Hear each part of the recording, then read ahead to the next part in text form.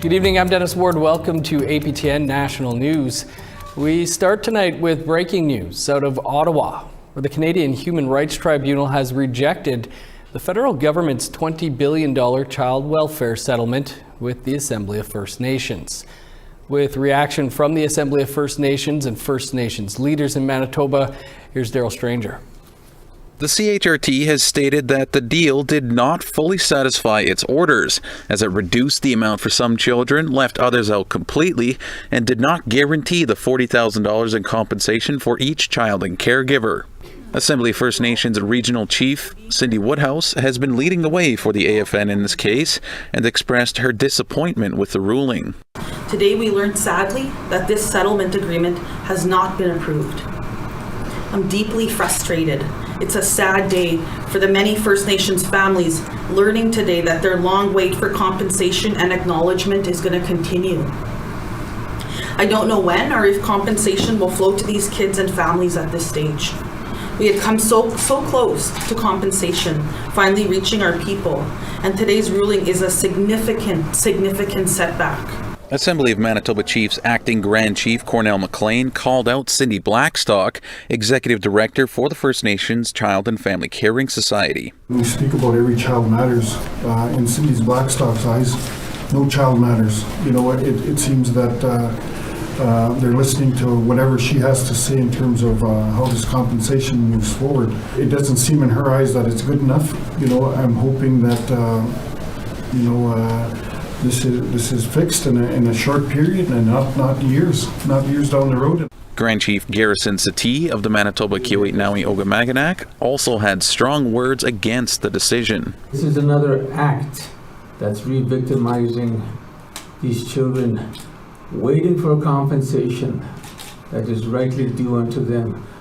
And for them to have that hope of receiving that compensation with great expectation, and only for that to be snatched from them, is cruel. It is inhumane. Daryl Stranger, APTN National News, Winnipeg. And we'll hear from Cindy Blackstock in a moment, but first to Ottawa, where there was a major setback for the federal government on its financial package to compensate First Nations children and their families who were chronically underfunded by the child welfare system. APTN's Fraser Needham has more from Ottawa. Late last year, the Trudeau government announced a $20 billion compensation package to First Nations children and families shortchanged by a chronically underfunded child welfare system between 2006 and 2022. But in a letter issued Monday, the Canadian Human Rights Tribunal says it's not enough. And outside the House of Commons today, Justice Minister David Lametti appeared caught off guard by the CHRT's latest decision. Look, I think what next is we wait for the final decision. This was just a summary today. Obviously, we work with AFN. We work with the Caring Society. We work with NAN and all the other partners with whom we were working. As Minister Hajdu pointed out, this was very much an Indigenous-driven and Indigenous-led process and settlement. The 15-page CHRT letter says the current agreement does not guarantee all victims will receive $40,000 in compensation and reduces this amount for others. Asked repeatedly if he would reopen the deal, Crown Indigenous Relations Minister Mark Miller appeared to show no appetite for doing so. This is much greater than the CHRT decision in itself, and there are some things that the CHRT just cannot do to make sure children are safe in this country. If you look simply at the compensation numbers, the CHRT can only ever accord over $40,000 and under. We presented a package and we stood on New Year's Eve of this past year working late to make sure that we had a comprehensive package that covered a lot of class areas and a lot of categories of children that they may have thought they would have been included in the CHRT order. They were in fact not. Minister of Indigenous Services Canada, Patty Hajdu, said it was disappointing that Indigenous-led design hadn't been accepted by the CHRT.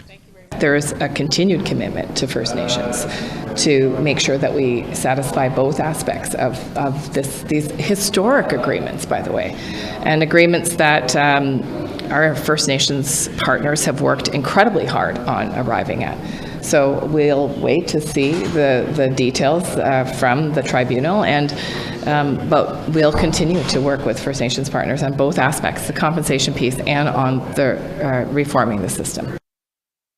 Aside from the $20 billion in compensation for First Nations children and families, the Trudeau government has committed another $20 billion to fixing the First Nations child welfare system. Fraser Needham, APTN National News, Ottawa. For more now on the ruling today by the Canadian Human Rights Tribunal, we're joined now by Cindy Blackstock, the Executive Director of the First Nations Child and Family Caring Society. Cindy, thanks for taking the time. The First Nations Child and Family Caring Society is welcoming today's ruling by the Canadian Human Rights Tribunal, while others like the Assembly of First Nations are not. Can you sort that out for us? Sure. So you'll remember, Dennis, the Canadian Human Rights Tribunal ordered $40,000 for each victim of Canada's discrimination back in 2019, and that was upheld by the federal court. So Canada should have paid those amounts, but it chose not to. It decided to strike this class action deal. And you'll remember the ministers going out there and saying, we're going to give people not only $40,000, but we're going to give them more, and we're going to compensate more people. All of that sounded like good news. Mm-hmm. But when everything was done and the final settlement agreement was inked, it turned out that some children, actually quite a few, who are entitled to $40,000 under the tribunal's order would get zero under the final settlement agreement. And a large number of other victims would see their amount reduced from $40,000 down to $20,000, and still others, the entitlement was uncertain. So we didn't think this was fair. Like, the ministers were clear that $40,000 was the floor. And that's what should happen. Canada should pay those folks and then improve the situation for so many other people. And so that was the issue before the tribunal. And the tribunal saying, like we've said, there's lots of good things in that final settlement agreement. And Canada should move forward with that final settlement agreement. But it can't leave people behind. You can't take checks away from children in care and call that justice. Like, these people are legally entitled to the $40,000. So we wanted to make sure that they're included and that their rights are respected. This has been touted as the largest class action settlement in Canadian history. Today, you're being vilified by the Assembly of First Nations and the Assembly of Manitoba Chiefs, naming you personally as delaying this compensation. The acting Grand Chief of AMC going so far as to say, quote, "In Cindy Blackstock's eyes, no child matters." What do you make of a statement like that? Well, I'm disappointed to hear it, but my focus is actually on the children. And the key thing for everyone to remember is that it's Canada that owes the compensation to these victims. And I think that it's in our interest to make sure that every victim gets compensated. And it's not a good message if it's us as First Nations saying to a child, yeah, you had a $40,000 check, but we're going to take that away from you and leave you behind. That's not the kind of work we all want to do. And I really want to support the AFN and everyone else to making sure that we get compensation that's just, but for everyone who is legally entitled to it. Pretty early times here. Everybody's kind of trying to figure out what happens. Where, Cindy, do you think things go next? Well, I mean, the government of Canada has even said today that it wants to, work to resolve this and pay the compensation. So that still looks like it's right on track. And I would just encourage the Canadian government to pay the $40,000 to the Canadian Human Rights Tribunal victims. That's tens of thousands of victims, Dennis. They've been waiting over 2 years, and we've had, I don't know, like 2 tribunals and decisions and a federal court decision saying pay the money you legally owe to people. That should go out the door ASAP, along with supports to communities to support these victims when they receive the compensation. And then they should also fix the final settlement agreement on the class action side. We're not a party to that, but we certainly support any effort to compensate more people and to give even the CHRT victims more than $40,000. Cindy, we'll leave it there, but I'm sure we'll be talking to you about this in the not too distant future. Appreciate you giving us some of your time. Hey, thank you for having me, Dennis. Bye-bye. And you can find more on this story on our website, aptnnews.ca. Time for a quick break, but first, APTN Yukon reporter Sarah Connors was in the community of Ross River last week. Here's a peek at what she's working on. I'm Sarah Connors in front of the Ross River School in Ross River, Yukon. And despite this school only being 22 years old, sites like these are commonplace for staff and students. Coming soon on APTN National News, I'll be meeting with the chief and staff to see what their concerns are about the school and what they would like to see done to put an end to all this construction.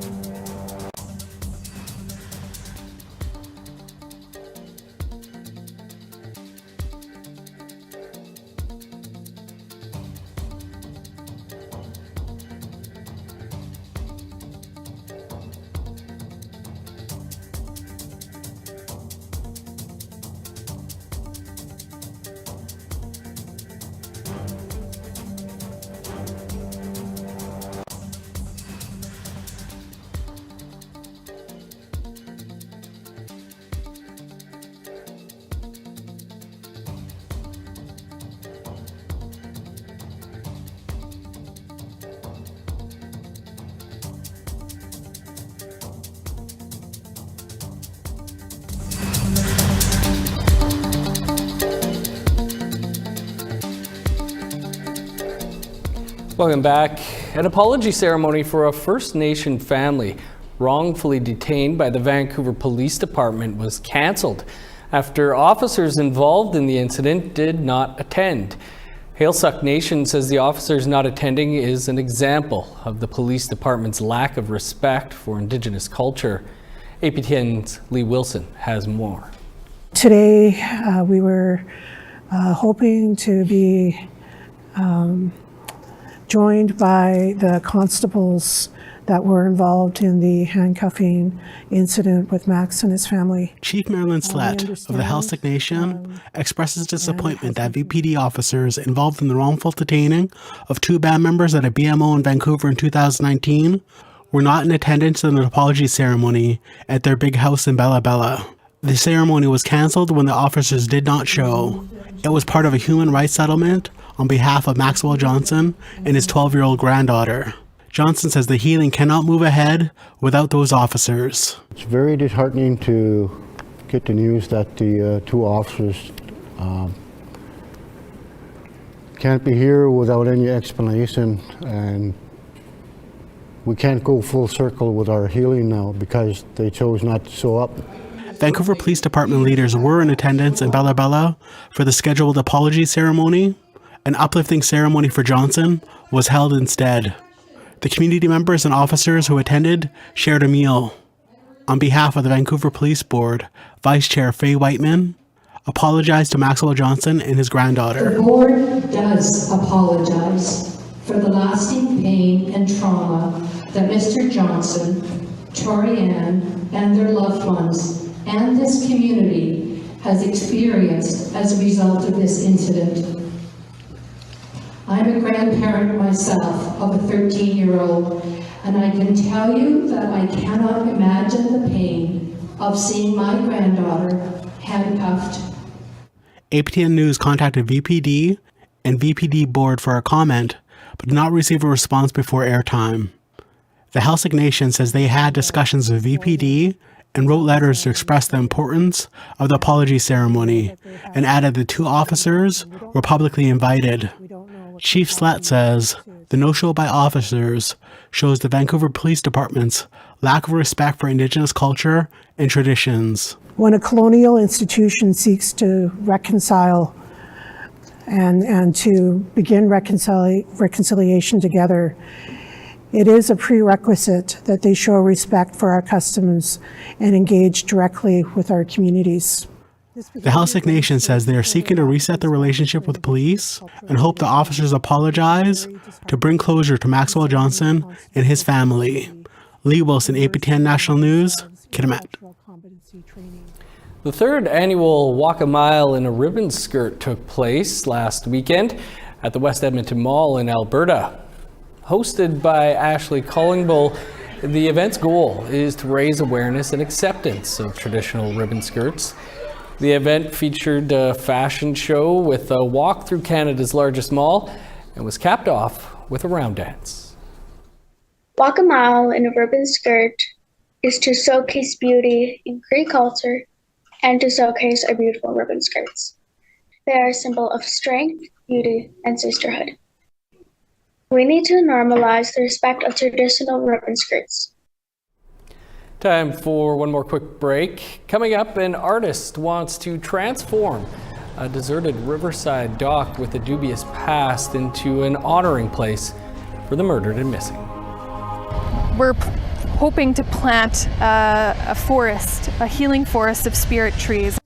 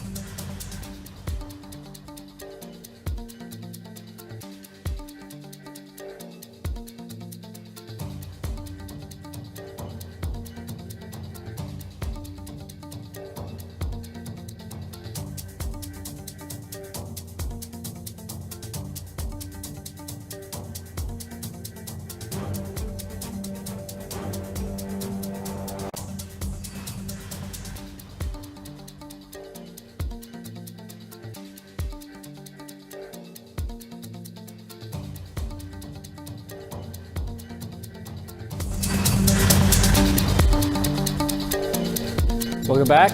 Time now for our photo of the day. And our thanks to Janet Shear for today's photo. Janet captured some of the beautiful fall colors along a pathway in South Glenmore Park in Calgary, Alberta. Keep those great fall photos coming. You can send your photo to share@aptn.ca for the chance to be our next photo of the day. Now let's take a look at Wednesday's weather forecast. Starting on the East Coast, 18 with showers for Halifax and Fredericton. +2 with rain in Kuujjuaq, 14 in Nain. 22 with showers in Montreal, 20 and rain in Chibougamau. Rain and 8 for Sault Ste. Marie, showers and 17 in North Bay. Cloudy and 5 for Thunder Bay, snow and +2 in Sioux Lookout. Snow and +8 for God's Lake, rain and +1 in Norway House. +3 in Winnipeg, 3 with snow in Dauphin. +1 in Regina, 6 in Saskatoon. 7 in Meadow Lake, 1 with snow in Stony Rapids.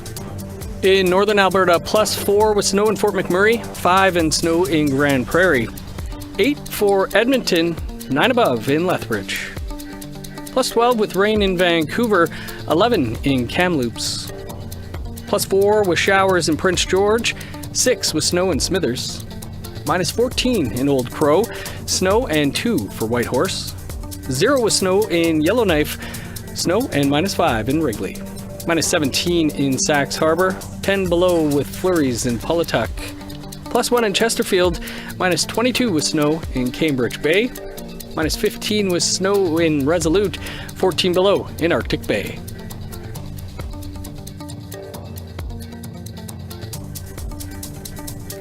Winnipeg's Red River is a spiritual place for many Indigenous people, but unfortunately it's also been a crime scene where the bodies of murdered Indigenous women and girls have been recovered. A Métis designer from Manitoba has a plan to make the riverside safer and memorialize stolen sisters. Amelia Fournier has that story. We're hoping to plant a forest, a healing forest of spirit trees, and these would be red sugar maples because they turn red in the fall, and red is one of the only colors a spirit can see. So Desiree Thériault is a Métis designer from Winnipeg. When the time came to write her thesis for her master's in landscape architecture at the University of Manitoba, she felt compelled to do something concrete for missing and murdered Indigenous women and girls. When I first started out my research, I was really impacted by the loss of my friends who had gone missing. And I realized that the realm of design was really critical to bringing a voice to those who have gone missing or who have been murdered.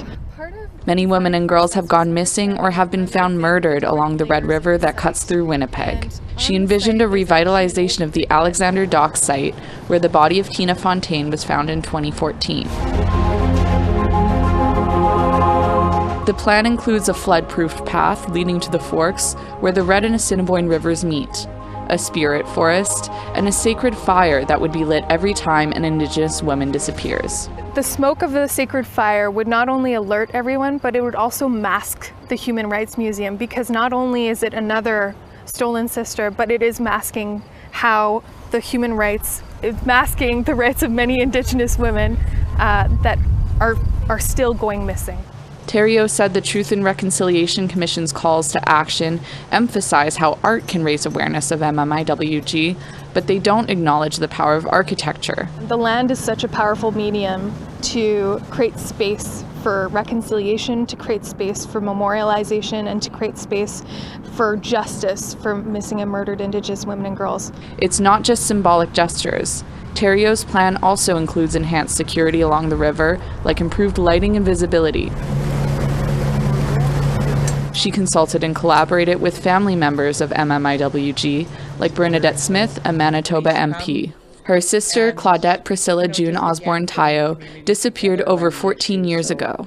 The red has been, somewhere that people they're not feeling the same kind of connection to that water as Indigenous people are, unfortunately, and they are putting people in there to hide evidence.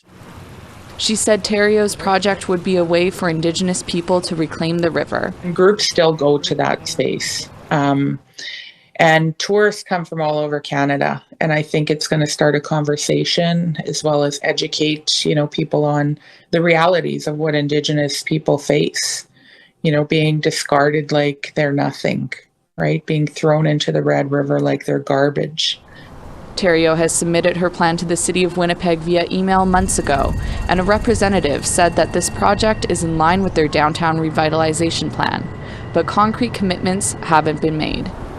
The only way that things are going to shift and change around the high violence against Indigenous women, girls, and Two-Spirit is us as humanity changing the way that we treat and care for one another. And this is certainly, a project from the heart from Desiree. And she's, helping the families along their healing journey. Emilia Fournier, APTN National News, Winnipeg. Great idea for that spot. Well, the Canadian Mint is issuing a brand new $50 gold bullion coin, and all the gold for it is coming from one mine in Nunavut. First, here is the coin. It is 99% pure gold and will only be available at Mint boutiques in Winnipeg and Ottawa or from an official bullion reseller. You can't get this one down at your local post office. For the first time ever, all gold for a coin is coming from one source. The Meladine mine, about 25 kilometers north of Rankin Inlet, Nunavut. The mine expects to produce gold from their mixed underground and open pit operation until at least 2035. Politics in Saskatchewan is an uphill battle for First Nations women, according to a Saskatoon MLA. Betty Nippy Albright is our guest on a new episode of Face to Face tonight. Nippy Albright says she faced racism when running for office, racism that continues to today. In Saskatchewan, we're still very much racist.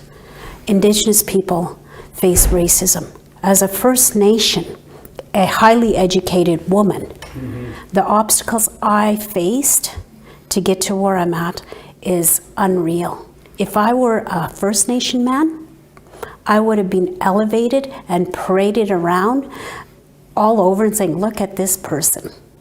But because I was First Nation woman, educated, vocal, I was too scary. It was too scary for me. And you can watch our entire interview with Betty Nippy Albright in less than 2 minutes time. And be sure to join us live tomorrow at 3 p.m. Eastern when we will put Indigenous politics in focus. That's all the time we have for your APTN National News for this Tuesday. For much more, including more on that Canadian Human Rights Tribunal ruling, you can visit our website, aptnnews.ca. I'm Dennis Ward. Thanks for being with us. Stick around for Face to Face. That's next. Have a great night.